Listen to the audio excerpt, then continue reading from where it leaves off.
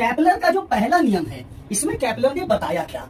इसमें students Kepler ने ये बताया था कि कोई भी प्लेनेट जो है वो सन के अराउंड जब रिवॉल्व करता है तो इलिप्शियल पाथ पे रिवॉल्व करता है। इलिप्स का मतलब क्या होता है? लंबा सर्किल। देखते हैं कैसे। जैसे कि ये हो गया सन, ठीक है ना, हमारे सोलर सिस्टम की बात करना, ये हो गया सन और ये हो गया स्टूडेंट्स अर्थ।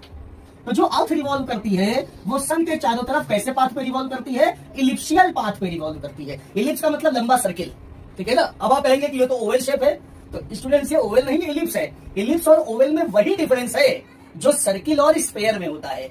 यानी इलिप्स जो है ये 2 डायमेंशनल शेप है और ओवल जो है वो 3 डायमेंशनल शेप है, जैसे अंडा हो गया, ठीक है ना। तो आप देखते हैं तो ये इलिप्शियल पाथ पे रिवॉल्व करता है। अब इलिप्स के बारे में अगर थोड़ा सा जान लें तो यहाँ पे देखिए हमने 2 लाइनें ऐसे खींच ली, वर्टिकल और हॉरिजॉन्टल।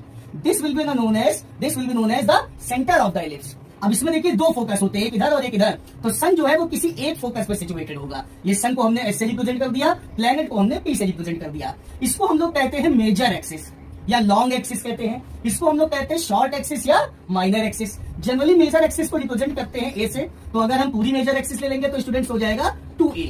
अगर हम शॉर्ट एक्सिस की बात करें तो इसको रिप्रेजेंट करते हैं बी से, और अगर पूरी ले लेंगे तो हो जाएगा 2b, ठीक है ना। अगर हम इलिप्स के एरिया की बात करें तो एरिया का फॉर्मूला होता है पाई ab।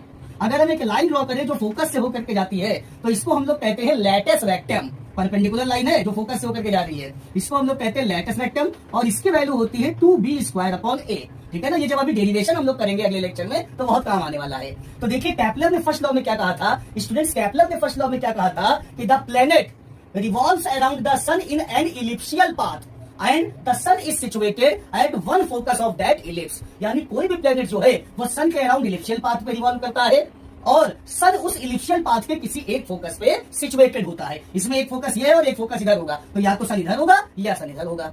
तो यानी ये प्लेनेट के ऑर्बिट को डिस्क्राइब करता हुआ लॉ है।